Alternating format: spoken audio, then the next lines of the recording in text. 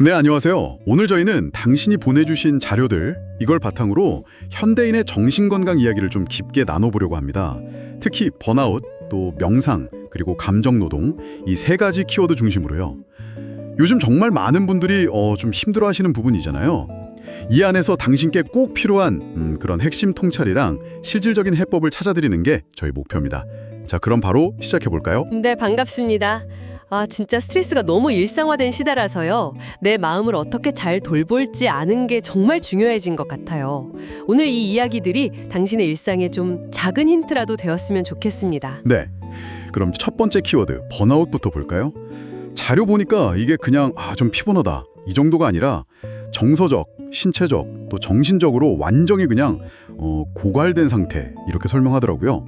특히 그 반복 업무하시는 분들이나 감정노동 직종에서 좀 흔하다고 하고요. 집중력 떨어지고 무기력해지고 뭐 이런 증상들이요. 이게 심리학적으로는 스트레스에 대한 뭐랄까 방어벽이 무너진 상태라고 본다면서요. 네, 그렇습니다. 그러니까 스트레스에 계속 좀 부적절하게 대처를 하다 보면요. 자기를 보호하려는 그런 심리적인 방어 시스템이 결국에는 이제 기능을 못하게 되는 거죠. 여기서 이제 건강심리학적 접근이 좀 흥미로운데요. 이걸 단순히 개인의 의지 문제다 이렇게만 보지는 않아요. 자기 상태를 좀 빨리 알아차리는 능력, 그러니까 자기 인식 능력이죠. 그리고 스트레스 푸는 기술들, 또 주변 사람들한테 도움받는 거 이런 걸 활용하라고 강조합니다. 그리고 생각의 틀 자체를 바꾸는 인지행동 치료, 그 CBT라고 하죠. 이런 구체적인 방법도 있고요. CBT, 그 부정적인 생각의 고리 같은 걸 끊어내는데 도움 주는 치료법, 그거 맞죠? 근데 이 자료에서 제가 보기엔 정말 중요한 지점이 번아웃이 그냥 나 혼자만의 문제가 아니라 그 조직이나 사회 구조랑도 관련이 깊다는 거. 이 점인 것 같아요. 당신 상황도 어쩌면 그럴 수 있겠죠? 정확합니다. 바로 그 점이에요. 그래서 개인적인 노력도 물론 중요한데 그거랑 같이 심리 상담 지원이라던가 아니면 좀 유연근무제 같은 거 있잖아요. 그런 조직 차원의 예방이나 개입이 꼭 필요하다. 이렇게 강조하는 겁니다. 안 그러면 개인한테만 다 책임지우면 이게 근본적인 해결이 좀 어렵거든요. 네, 그렇군요. 이런 어떤 소진 상태에 대한 대처법으로 자료에서 또 명상을 이야기하더라고요. 이게 좀 흥미로웠어요. 특히 마음 챙김 명상. 이게 스트레스 줄이고 감정 조절에도 효과가 있다. 근데 이게 그냥 기분 탓이 아니라 뇌과학적으로도 근거가 있다고요. 이거 정말 궁금한데요? 네, 맞아요. 상당히 흥미로운 부분이죠. 그 연구들을 보면요. 명상이 우리 뇌에서 왜 계획 세우고 판단하고 이런 거 담당하는 전두엽 있잖아요. 그 전두엽 활동을 좀 활발하게 돕고요. 반대로 스트레스나 불안, 이런 부정적인 감정 처리하는 편도체, 그 부분의 과민 반응은 줄여주는 효과가 있다고 밝혀졌어요. 와, 그러니까 명상이 그냥 마음 편하자고 하는 수준을 넘어서 실제가 뇌 기능에 영향을 주는 거군요. 그래서 심리치료 방법으로도 쓰일 수 있다 이런 말씀이시죠? 바로 그겁니다.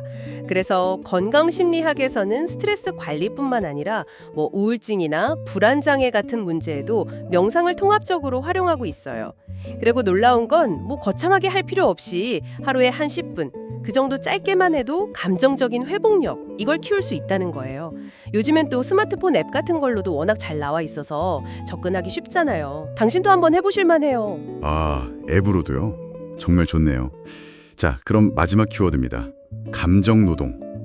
이건 내 진짜 감정은 딱 숨기고 직업상, 업무상 필요한 감정을 연기해야 하는 거잖아요. 콜센터나 서비스직 종사하시는 분들, 많은 분들이 겪으실 텐데 자료 보니까 이게 길어지면 스트레스는 기본이고 심하면 번아웃까지 간다니 이거 상당히 심각하게 봐야 할 문제 같아요. 맞습니다. 내 진짜 감정하고 또 보여줘야만 하는 감정, 이 사이의 괴리가 점점 커지면 정서적인 소진이 심해질 수밖에 없죠. 심리학에서는 이걸 감정을 속으로 꾹꾹 누르는 내면화 방식이나 아니면 겉으로만 그냥 표현하는 외면화 방식으로 보는데요. 어느 쪽이든 간에 조절이 잘 안 되면 나중에는 공감 능력이 떨어지거나 대인관계 어려움을 겪을 수도 있어요. 그렇다면 이 감정노동의 그늘, 여기서 좀 벗어나려면 도대체 어떻게 해야 할까요? 여기서도 마찬가지로 개인적인 노력과 조직적인 접근, 이 두 가지가 다 필요합니다. 자료에서는 일단 개인적으로는 감정일기를 써보는 거, 아니면 솔직하게 감정 표현하는 연습을 좀 하고, 또 동료들하고 서로 지지해주는 그룹을 만드는 거, 이런 걸 제안하고요. 동시에 이제 조직 차원에서는 뭐 순환 근무를 한다든지 감정 노동에 대한 수당을 준다든지 아니면 전문적인 심리 상담을 연결해 준다든지 이런 제도적인 지원이 중요하다고 강조하고 있습니다. 그리고 무엇보다 중요한 건 인식의 전환 같아요. 이걸 더 이상 그냥 저 사람 감정 관리 못하네 이런 개인 문제로 볼 게 아니라 우리 사회 전체가 같이 고민해야 할 노동 환경의 이슈다 이렇게 바라보는 시각이 필요한 거죠. 네, 번아웃, 명상, 그리고 감정 노동. 오늘 저희가 이 세 가지 키워드를 통해서 당신이 보내주신 자료를 심리학적인 관점에서 좀 깊이 들여다봤습니다.